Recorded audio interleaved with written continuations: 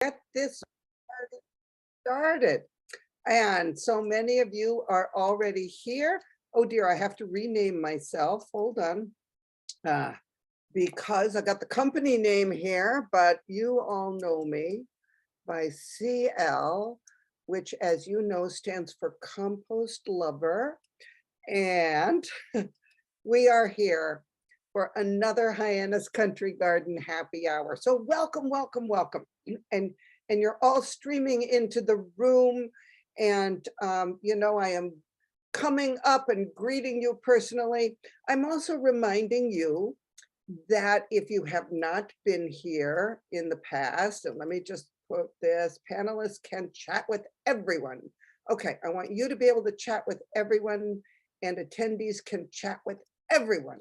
Okay, we've got the chat set up, I do believe. So if somebody could type in there that they are able to type in chat and share with everyone, that would be fantastic.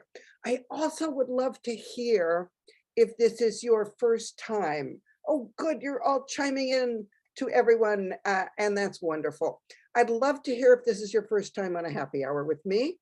Julie, welcome, welcome. And I would also, Pam, and I would also love to know if you're sitting down with a beverage, what's in your glass or your cup. You know, some people sit down with a cup of tea, some people sit down with sparkling water, some people sit down with a cocktail. And I often say, it doesn't matter what's in your glass. What matters is that we are taking the time to sit and be together, right? And to raise a toast to each other and horticulture. And we're going to take that time to just take a breath and put away our other digital devices and reconnect with plants, the natural world, and each other. So thank you everyone for putting in what you are sipping on. I have a cocktail prepared, but as those of you who've been with me know, I don't drink and Zoom. So my cocktail tonight is Campari and soda, which always reminds me of my father-in-law because that was his beverage. And later I will put ice in there and I will garnish it with a sprig of the last of the lemon verbena. The lemon verbena is still in my garden, but probably after Sunday when it goes down into the 20s, upper 20s, it will be gone. So right now I am enjoying those sprigs of lemon verbena in both tea and in cocktails. So this is how we work it. Those of you who are new here, I'm going to give my presentation. And then if you have questions about whatever is going on for you and for plants, whether it's in your garden or your house plants or your holiday plants, whatever it is, you type that in chat and we'll take as many questions as we have time for until 6 o'clock. Now, if I don't have time to get to all of them, I will answer them on the blog at the Hyannis Country Garden blog. And you can go to hyanniscountrygarden.com, and under the resources tab is the blog, and you will find the blog there. So, and you will find, if you're new to Country Garden's website, and if you sign up for the newsletter, you will always get a link to the blog in the weekly newsletter on Thursday, or you can go and just see what has been posted this year. So I will start out by sharing my screen. And by the way, those of you who are joining us on Facebook Live, if you put in questions on the Facebook comment area, I will answer them later.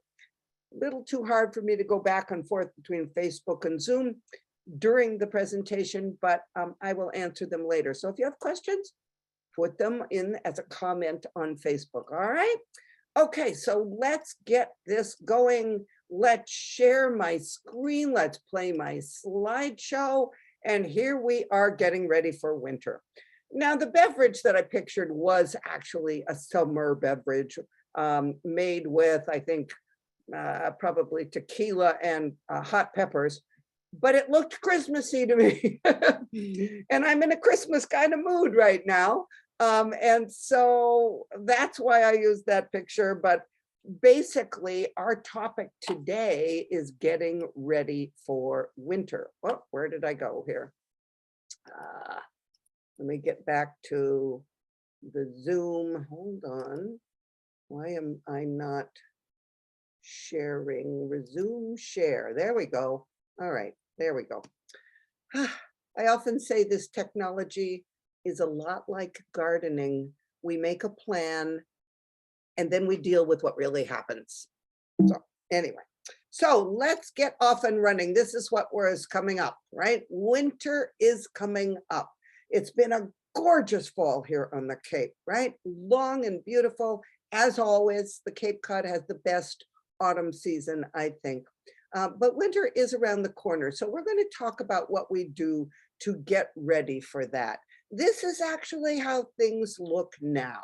And we've got some leaves still on trees and some falling. This gorgeous yellow color perennial, that's Amsonia hubrechtii, one of my favorite native plants, and a favorite because it not only has pretty foliage in the summer and pretty pale blue flowers in the spring, but gorgeous fall color.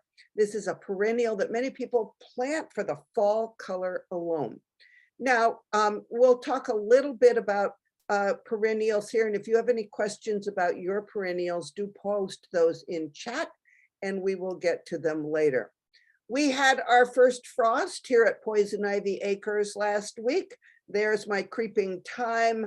I always take pictures of the first frost that morning because that way I have a record of when the first frost was. And frankly, this year, it is not as late as people think. It was about the same time last year that we had our first frost.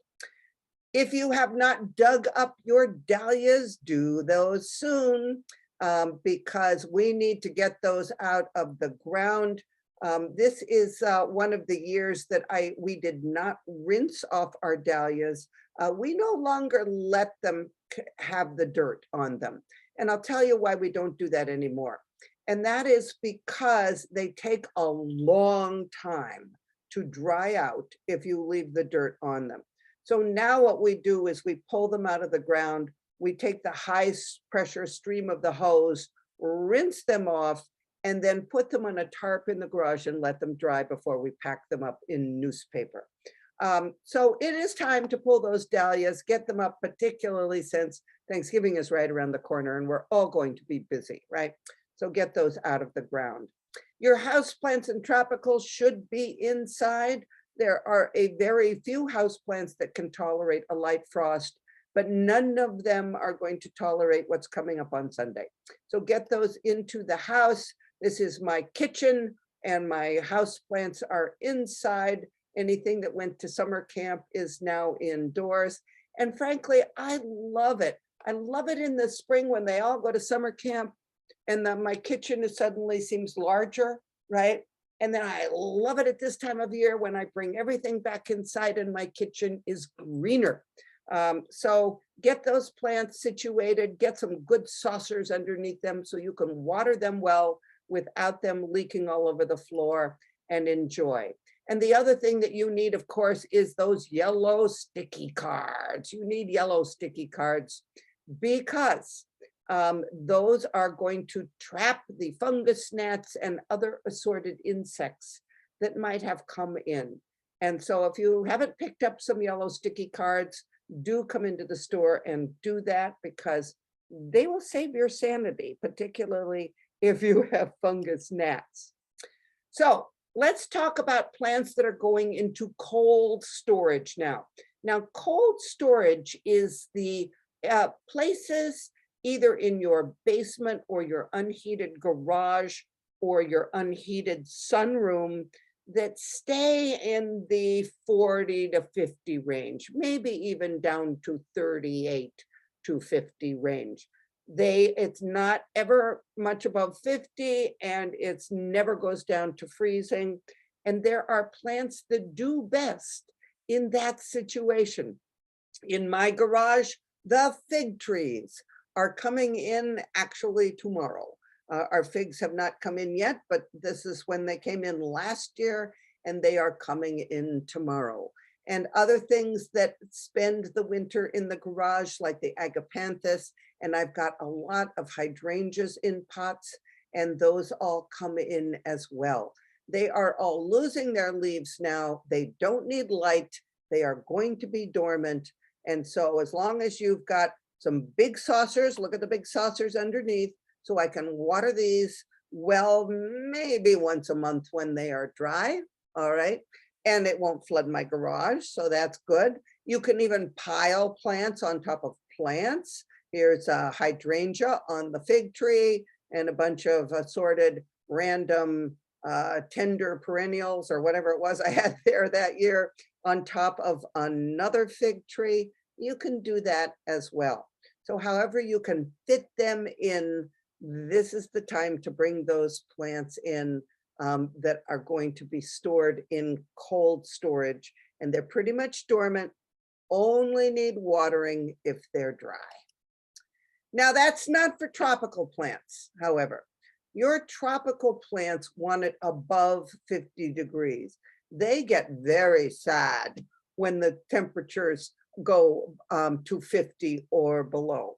And so a tropical plant, unless it has died back, like the elephant ear or the cannas, those two, if they die back and you're not keeping the plant alive, but you're keeping the tubers or the bulbs alive, for those, you can keep them in that cold storage situation.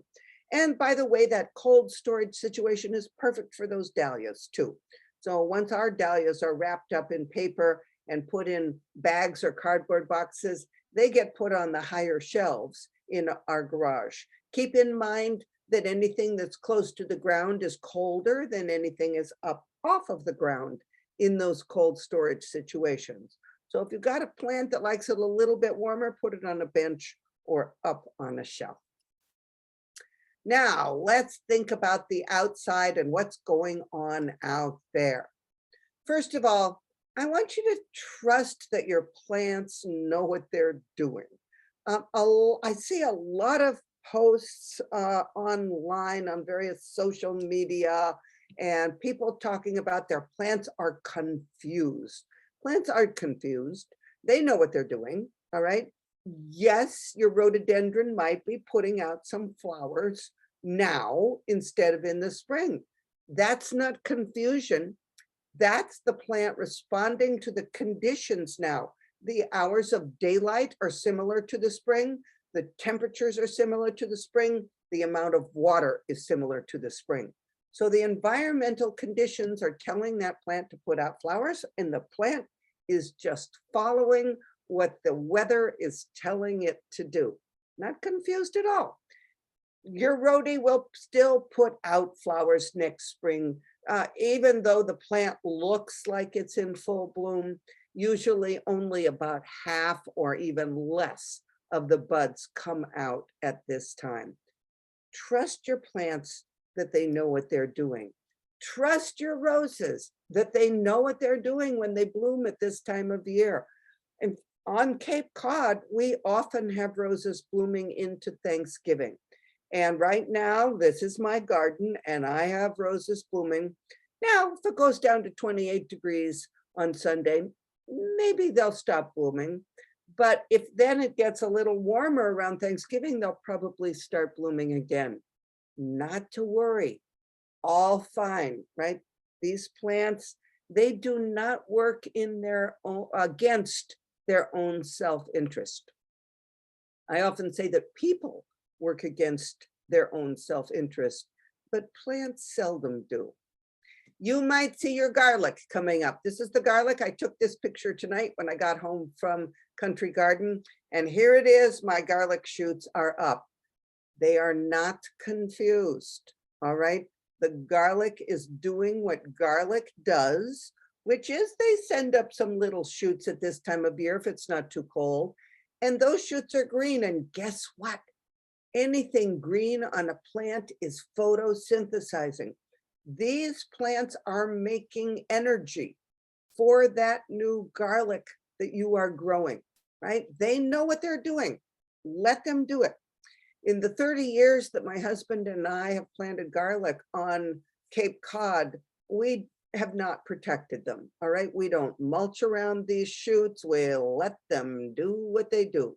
Now, if you want to put some mulch around them, it's not going to hurt as long as it's lightweight, something like pine needles, for example, or, some evergreen boughs. You don't want to put anything heavy around these, though. Whole leaves would smother them, all right? So don't put, a whole bunch of oak leaves on top of them, because as the oak leaves get wet and mat down, they're going to smother those plants. And frankly, I think you want to let that green have access to sunlight, because it is making energy, carbohydrates that are helping to fuel the production of the roots and the growth of the bulbs for the future, all right? And here on the Cape, they do that pretty much into December or through December.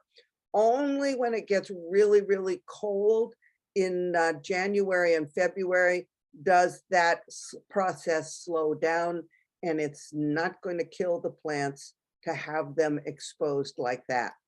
Ditto if you see your bulbs coming up, all right? People often think, oh, my daffodils are putting up foliage. They don't know what's coming. They know what's coming. Let them do it. All right. If a bulb is putting up a little foliage at this time of year, once again, that is photosynthesizing. And once again, once the temperatures get really cold, that plant is going to stop growing. So take a breath and trust your plants. Now let's talk about the pots that you might already have outside with plants in them. Can you leave them outside all winter? The rule of thumb is that plants need to be hardy 2 zones colder from where you are in order to live through the winter in pots. And that's because the soil in pots gets about 20 degrees colder than ground temperature. So on the Cape, you want a plant that is hardy in a zone 4 or 5, maybe a cold zone 5 and a warm zone 4. That plant will be fine in a pot outside. And here's a weeping larch that I kept in a pot for several years, and I left it outside all winter. Being hardy in that zone 4, it was fine. Now you do, of course, want your plants that are in pots that are left outside, you want those to be plastic pots, all right? Because the pot is going to freeze, the soil is going to freeze solid, it's going to expand, it's going to contract. And if you have a clay pot like this hosta, that pot is going to break. This hosta will be fine outside in a pot all winter, but if it's in this pot, the pot is going to break. So this is the time of year, if you decide you want to leave something and it's in a clay pot, you might want to pop it out of the clay pot and into a plastic pot to leave it outside. If you have marginally hardy plants in your garden and you want to try and keep them alive, there are things that you can do to help them, okay? And the best example I can give is some of the salvias that are hardy only to a warm zone 7, and we are a cold zone 7 here on the Cape. So those salvias that are hardy to a warm zone 7 or even an 8, a cold zone 8, you may be able to keep them alive here. But here is the key. If you want to keep what you think is an annual and you want to see if you can keep it alive, right? Here's what you need to do. First of all, do not cut them down until spring. The frost might kill the foliage, right? The frost might kill the flowers. Let them stay in the garden. the presence of those stems will help them survive. Partly, I think, because there is some carbohydrate sugars in those stems that assist, but partly because those stems catch the leaves that are blowing into your garden, which help protect them. So don't cut those plants down. Ditto for any fall mums that you planted, all right? Don't cut them down. Let those stems stay in the garden. If you want to put a winter protective mulch around those plants, that also can help. But here's the but don't mulch too early. Don't put it down now. People kind of think of mulch as being like a down coat that they're putting around the plant, which is going to hold in the heat. Actually, that is not necessarily how winter mulch works. How winter mulch works is that it holds air spaces around the plant, which keeps temperatures more even. It keeps them from freezing and thawing, and it just evens it out a little bit. Down coats on a person keep us warmer because our body generates heat, and the down coat holds that heat in. Most plants do not generate heat, so it doesn't work the same way. The reason you don't want to put it down too early is because if you do, the mice and the voles move in. And here is a picture of all the plants that I had in pots that when I moved to Poison Ivy Acres. My husband and I bought this property. We closed on it in November, which was not the time that I wanted to plant the plants that I had brought from our old garden. And I had pots of roses. I had pots of daylilies. I had pots of echinacea and hostas and peonies, right? And I thought, oh, well, I'll just stage all of these on the side of the property and I'll pile up hay around them to keep them warm. Great plan, except I put that mulch down in November, right? Instead of waiting until early January, or at least until after Christmas, to put that mulch down. If you put that mulch down too early, it makes a very protected place for the mice and the voles to move in and live all winter and eat your plants. And that's what happened to me. Those mice and voles moved in and I lost all the daylilies. I lost the roses. They ate the bark out of the roses at the base, and so, and I knew better. I have told people all the time not to mulch too early, but for some reason I got it into my head that I could do it, and I did it, and it backfired on me. So take a lesson from me. Don't mulch too early. Wait until after Christmas or early January. You want to use light mulches, things that are light in weight and don't smother your plant. You don't want to use bark mulch as a winter protective mulch. You want to use pine boughs. You could clip off, if you need to prune your white pine, use those. You could use, if you have a living Christmas tree, after Christmas, you take it down, you cut it up, and you use that as your winter protective mulch. Perfect timing, recycling, right? You can use pine needles, and we still have some pine needles like this for sale at Country Garden, I believe. So you can use those. You can use your own pine needles from your white pine. Anything, you can use hay that is light in weight. You don't want to use maybe the bales of hay that have been packed together and are really heavy.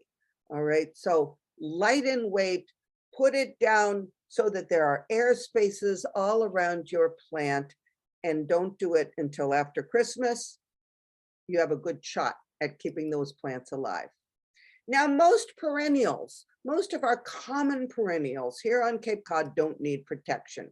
So I took this picture today. This is my front perennial garden. You can see there's some stochasea there. There's some daylilies, of course. In the back, there are gaura, and there are in the foreground calamintha and nepeta. And some of them have been cut down. My general rule of thumb is if it's brown and dead and the stems are thin, insects don't overwinter in thin stems. So, all that thing on the internet about don't cut them down because insects overwinter in the stems. They overwinter in thick stems that are pithy, not in the thin stems of your gaura and your calamintha and your nepeta. So don't worry about cutting those down. Cut those down if you want. You can leave them if you want. That's up to you. My rule of thumb is that if it's green, it must be seen, because that, here, this stokesia here, these daylilies, those leaves are green. So what does that mean that they are doing? Photosynthesizing. What does that mean? They are making energy for the plant. And my, always thinking is that the plant knows what to do. I need to stop trying so hard to help, all right, and let the plant, I need to go with what the plant is telling me that it needs. You want to wait to cut down your ornamental grasses if you haven't cut them down already. And if you don't like how they look as the winter goes on, here's an idea for you. Gather them up, put a bungee or a cord around, tie them, and put on a ribbon and make it festive, right? You can wrap a ribbon all around so they look kind of like, I don't know, agricultural in some way. You can have fall looking ribbons for the fall and, red ribbons later on. It can really make your grasses an ornament in your landscape instead of an eyesore, and it holds them together so they're not breaking up and falling all over. And in January, February, March, when it's time to cut them down, they're kind of contained, and then you just can take a shearing tool or, clippers and cut them off. Snow is the best winter mulch there is, all right? So my dog Riley was a snow lover. And you know what? Our plants are snow lovers too. So don't worry about snow. Snow protects plants. If we had, if it was here on Cape Cod, like it used to be in Wisconsin where I grew up, the snow would fall sometime right before Thanksgiving, and we'd have about 12 or 15 inches of snow, and that would be added to throughout the winter, and we'd have that protection throughout the winter and even into the spring. Now, however, here on the Cape, it doesn't do that. But that was the best protection for plants that there is. For most plants, snow is definitely a benefit. But some plants are prone to bending, all right?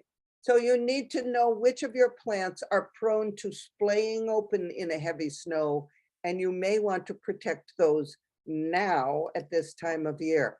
The sky pencil or pencil point Japanese holly is a huge bender, all right? So if you have planted these, you would be well off to corral them, and I'll show you with what in a minute, so that they don't do this, because they will do this if you don't. And so this is one plant that always splays open. And of course, many arborvitaes do too. And so if you have arborvitaes that in the past have splayed open, you may want to gather them together. And this is a fantastic product that we have now at Country Garden, Farm Yarn. It's all made out of recycled fabric, all right? And the beauty of it is that it's stretchy. And so you can put a nice tie around and tie it at this time of year. And it, it bends as the plant moves in the wind. It bends as the plant, is either swaying or even growing. It stretches, right? So it's not harming the plant. It's soft so that it doesn't chafe the plant's stems, right? But it will keep them from splaying open that way. So you might want to try that. Let's talk a little bit about wrapping plants, because at this time of year, many people do come into Hyannis Country Garden looking for burlap. And I want to say, if you are wanting to protect a plant with burlap, don't put it right on the foliage. That does more harm than good, because when you wrap burlap on the foliage of plants, it can actually take moisture away from that plant, and you're trying to protect it, and yet you can cause more damage than would have happened if you didn't protect that plant. And besides, do you want shrubs that look like this all winter? I mean, this looks like the night of the living dead, right? Mummies are, are parading through this landscape. You know, this is not a real attractive look here. And it is not going to be good protection for those plants either. So if you're going to put burlap up as a windscreen, which is what you would want it for, put it on stakes. All right, put stakes in the ground and staple or tie the burlap to the stakes a little ways away from the plants. This happened to be some windscreen protection that I tried one year around hydrangeas. It did not work. Don't do this around your hydrangeas. People, all of the people who have tried protecting hydrangeas with various forms of mulch have come to the conclusion that it does not help. If we have a winter where the temperatures go much below 10 degrees, the hydrangea buds are going to get zapped, and it's not going to be a good hydrangea year. So, I wouldn't do this, but this makes the point that if you are using some burlap to stop the wind as a windscreen around some of your evergreens or whatever, put in stakes and staple the burlap to that. And don't use plastic or tarps around a plant. This was a plant that was protected, quote unquote, with a heavy tarp over. And in fact, there was a special frame constructed around the plant. And, rest in peace, because when this was unwrapped in the spring, it was dead. And the reason is, if you do that, it's going to heat up when the sun gets warmer at the end of January and in February, and it's going to create a hothouse in there. And the plant, of course, gets no light. So no air, no light. Plants like air and light. Once again, plants know what they're doing, right? And what they're doing is they're keeping their green leaves out in the air circulation and in the light over the winter time. And we need to take a breath and relax a little bit about that. Now, if you do have stressed or newly planted broadleaf evergreens, like holly or rhododendrons, you may want to spray them with Willproof. Willproof is an anti-desiccant. It helps prevent plants from transpiring a lot of liquid over the winter time. The time to spray Willproof is when the temperatures are above 50 degrees. So, anytime through November and December, when the temperatures are above 50 degrees, you can spray Willproof, and on those broadleaf evergreens is fine. Willproof will not help the buds on the hydrangeas, unfortunately. If you have new trees, you definitely want to protect the trunks from mice and voles.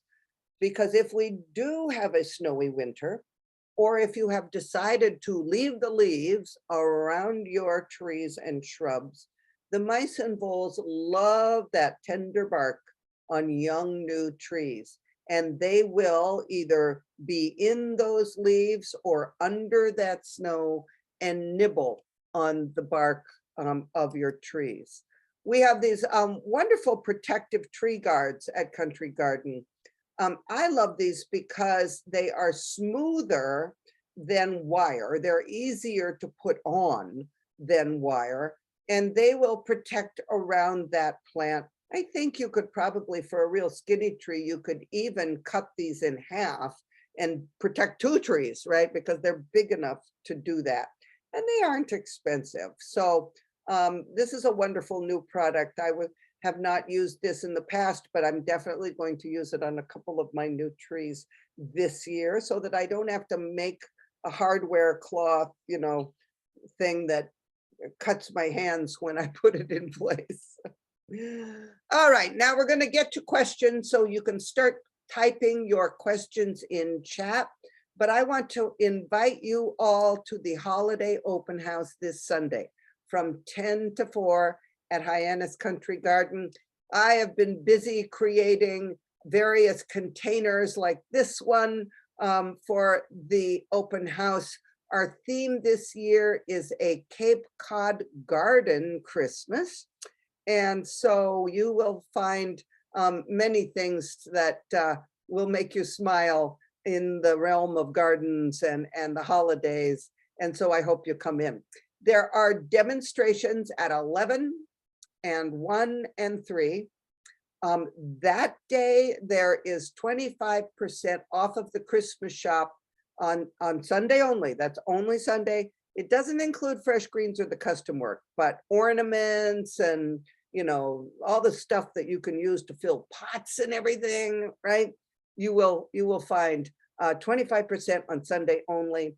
There's a family holiday photo op area. You can take pictures, and if they come out well, use them on your holiday cards or send them to friends and family. And there's a kids bulb project in a mason jar for $5, so you can get the kids involved.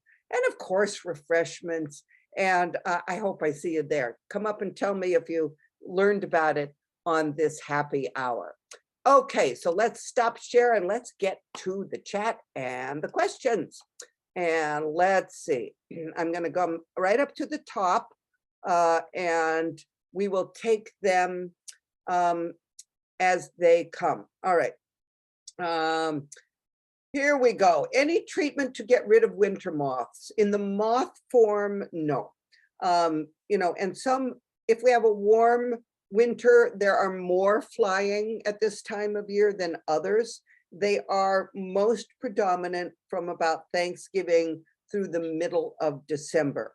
If there seem like a lot of them flying this winter, put on your calendar next year in early May to spray your most vulnerable trees, maples, apples, fruit trees, birch. Those are all things the winter moth larvae love. You can spray them with spinosad early in the season. That takes care of it. And so, it's, I think, not as big a concern as it used to be. The population seems to be going down, thankfully. But just put on your calendar in early May to check, look closely at your maples and your birch and your fruit trees, and see if you see tiny, tiny holes or webs at that time of year. And if so, you can spray with spinosad, Captain Jack's Dead Bug Brew. What was the name of the plant that was so beautiful in the fall?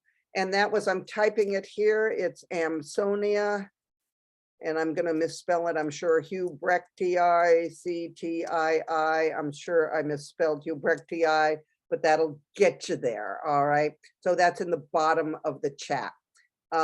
So that is a great, blue star, I think, is the common name of Amsonia. Right. Let's see, let me get back up to where I am. Our fig tree has just finished its second year in the ground, not in a pot, flourishing, but no fruit yet. What is the recommended for overwinter care? It's kind of a crapshoot, I'm going to be honest with you. It depends on where you live. The closer you live to the ocean on the Cape, the more likely you are to have figs. People near, for instance, the ocean and Chatham on the south side are more likely to have figs. I, living in Sandwich on the north side, never got figs from any of the figs we planted in the ground. And so we keep ours in a pot as a result. There are people who build a wire cage around them and fill it full of hay. You can try that, may or may not work.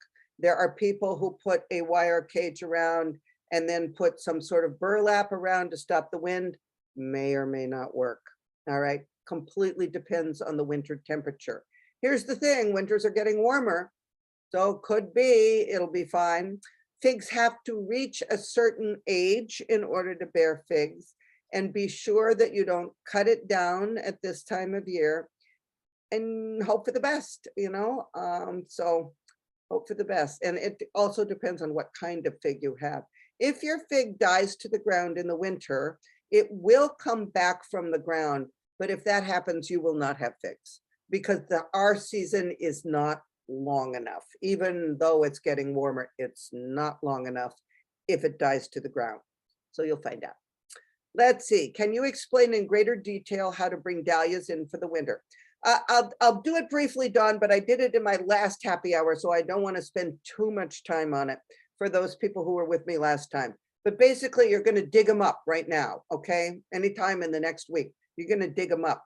You're going to shake as much dirt off of those tubers as possible. Then you're going to take a hose with a hard stream of water, and you're going to wash off those tubers. You're going to take those washed tubers and you're going to put them on a tarp in the garage or in a covered porch that is not exposed to the outside temperatures, because at that point they cannot freeze. All right. So don't put them in a shed where it can get to be cold, because if they freeze, they will die. So let them dry out. In my unheated garage, that takes about 10 days for them to dry out sufficiently. Then you wrap them up either in bundles of newspaper, that's what I use, or dry peat moss, or dry sawdust, dry being the operative word. You can put them in paper bags and fill it with dry peat moss. Some people do that. Some people put them in paper bags and fill it with very dry potting soil, and then they use the potting soil for their pots next year. That's a possibility too. Something around the tubers to hold moisture in. As I say, we use newspaper. And then you put those, if you bundle them in newspaper, you put those in cardboard boxes, or you take the bags that you put the dry peat moss in, and you store those in an unheated garage where the temperature isn't going to go much below 40. And excuse me, and that's how you keep them. All right. Is it okay to plant garlic with tulips as a critter deterrent? Yeah, but it's not going to work. I'm sorry. It's not going to keep squirrels from digging up either the tulips or the garlic, if that's your aim. If that's your aim, what you want to do is water them really well after you plant. Settled soil prevents critters from digging up the bulbs that you've just planted. Bottom line, settled soil. All right. Water really well to settle the soil. In terms of if you want to use the garlic to keep away deer and rabbits next year, it's not going to work. Get some plant skid deer and rabbit repellent that we sell in the store, the longest lasting. Spray the tulips as soon as the foliage appears in the spring, and then again as they start to form a flower, and you will be golden. Olive trees, are they tropical or should they be in cold storage? They should either be in cold storage or they should be in the house. I have 3 olive trees this year because I decided I wanted to try and grow them, right? And I have them in my guest room where the temperature is around 60 degrees. That's, the low thermostat. So they will lose leaves, all right? When you bring them in, no matter where you bring them in, whether it's an unheated garage that's really cold, or whether it is a cool room in your house, they will lose leaves. Any plant that has been outside, particularly plants that love full sun like olives, when you bring them in, they will lose their foliage. Don't worry about that, okay? Water them when they're thirsty. Don't keep them too wet. Don't let them totally dry out. Keep them on the cool side is a good thing for the olive trees. Do you have recommendations for hibiscus plant? Should it be brought into a place greater than 50? Yes. Hibiscus is one of those, hibiscus is one of those tropical plants that likes it above 50. So a hibiscus is a plant to overwinter in front of a sunny window in your house. It can be in a cooler room, in that 60-degree range, or it can be in your normal living space. What you need to know about hibiscus is, number one, it will lose leaves. Don't worry about that. Number two, don't cut it back at this point. Let it shed what it's going to shed, okay? And be sure to water it as soon as the top of the soil looks dry. Hibiscus tend to dry out quickly indoors. And so, although you might be on a schedule of watering your most plants inside, say once a week, your hibiscus may need it more often, particularly if it's in a very sunny spot. So be sure to keep it watered as it needs it. Put a good saucer underneath it. And then and don't fertilize at this time of year. All these plants you're bringing inside, no fertilizer, okay? You want to put some earthworm castings on the top of them. That's what I usually do at this time of year. It kind of beefs up the soil on all my house plants and the things that I brought inside, but it's not a dose of fertilizer. You don't want to promote growth at this time of year because the decreasing hours of daylight and all are telling that plant to take a break, to take a rest.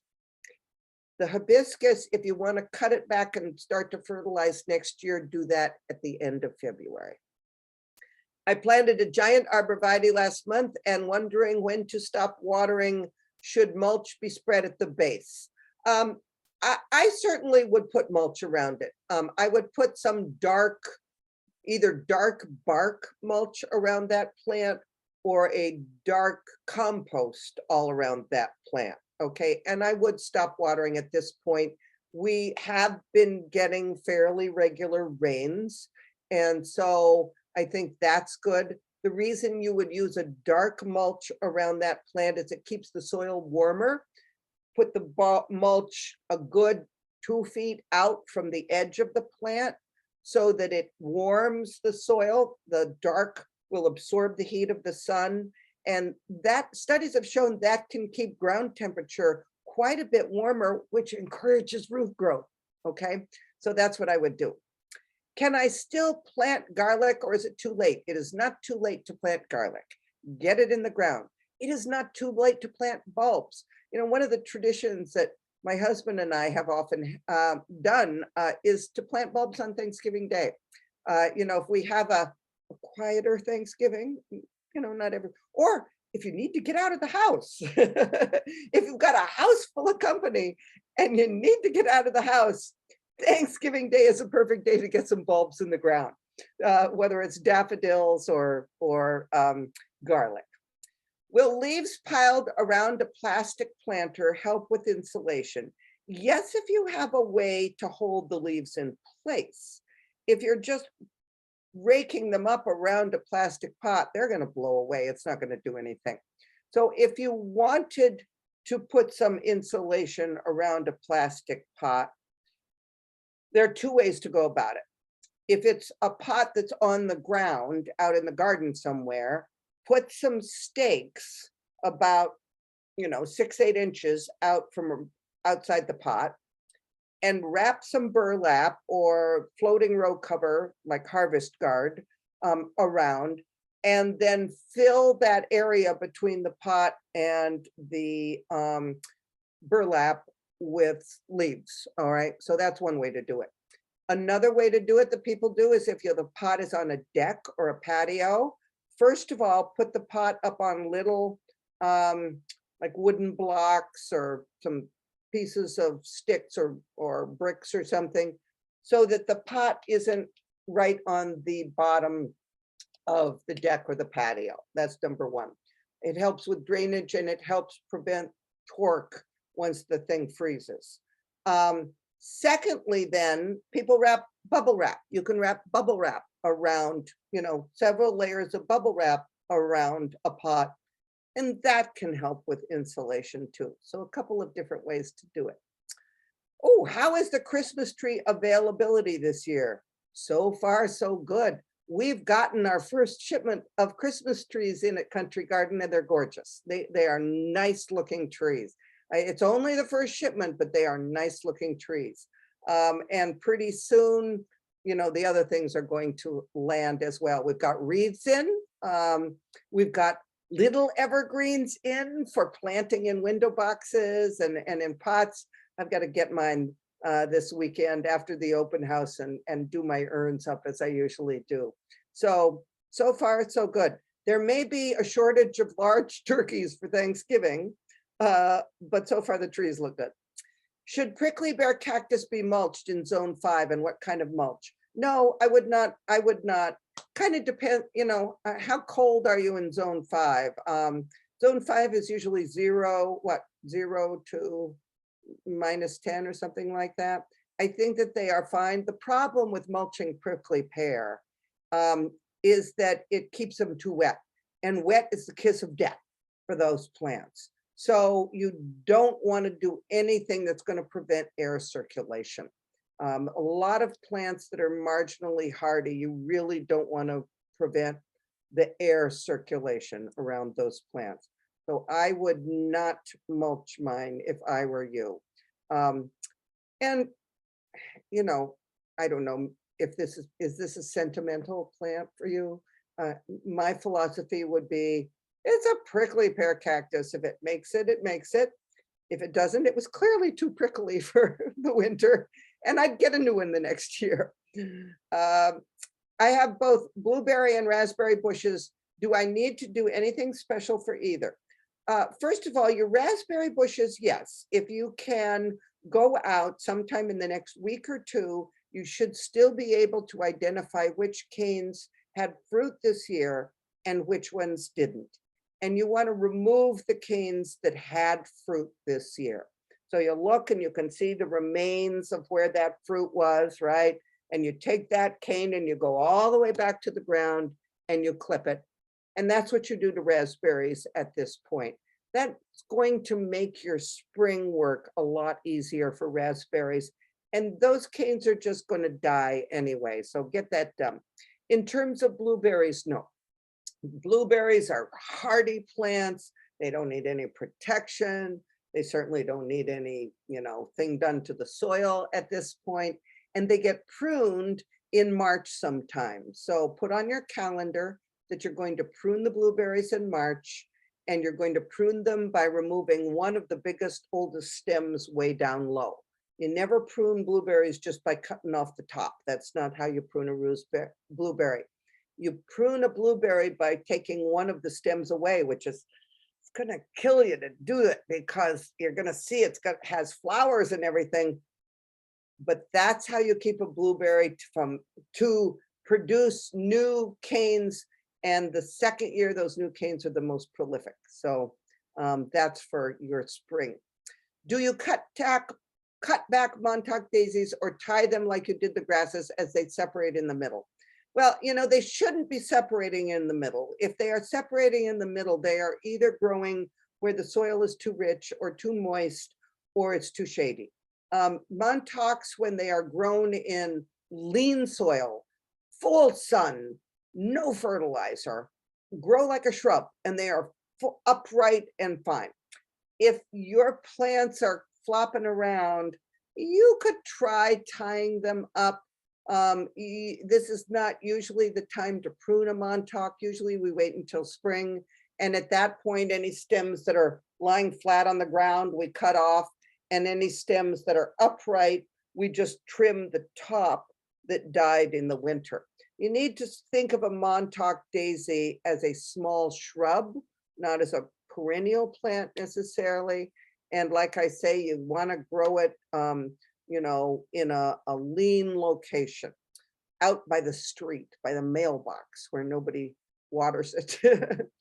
We have dug out our elephant ear bulbs. How do we store them? You want to wrap them up and bundle them up in newspaper or in some paper grocery bags, put them in a cardboard box and store them in a place that's not going to go much below 40.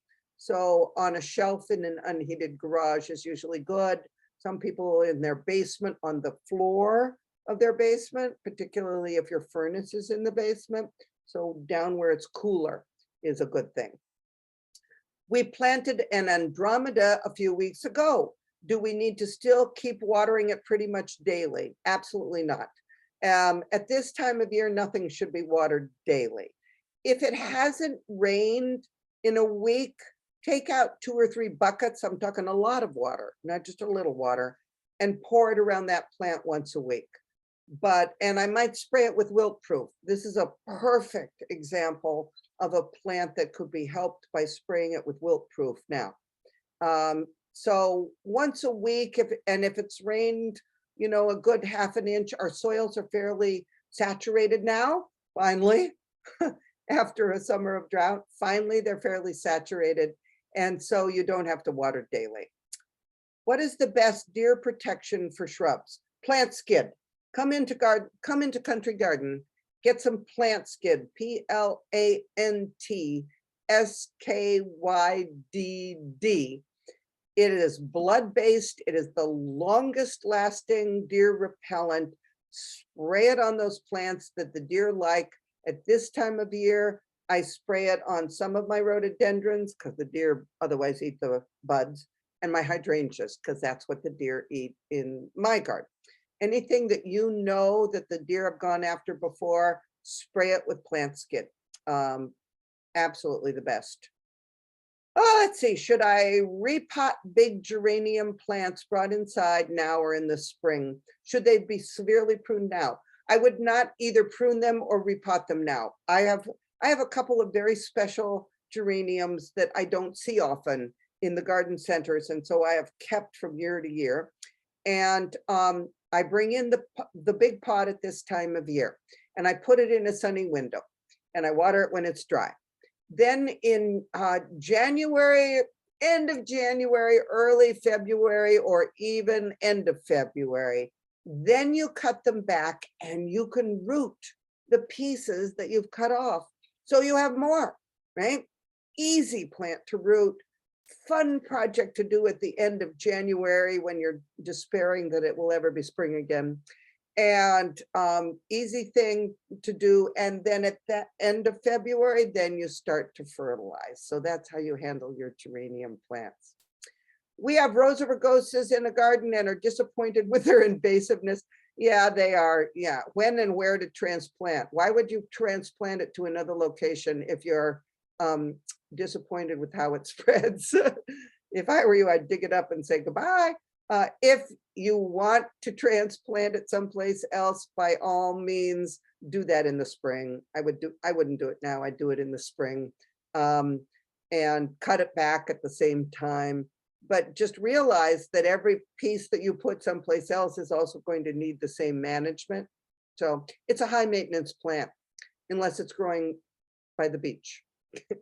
What should I do with knockout roses now and in the winter? First year growing them. Okay, you should do nothing with your roses now. Any of your roses now, don't do anything with them.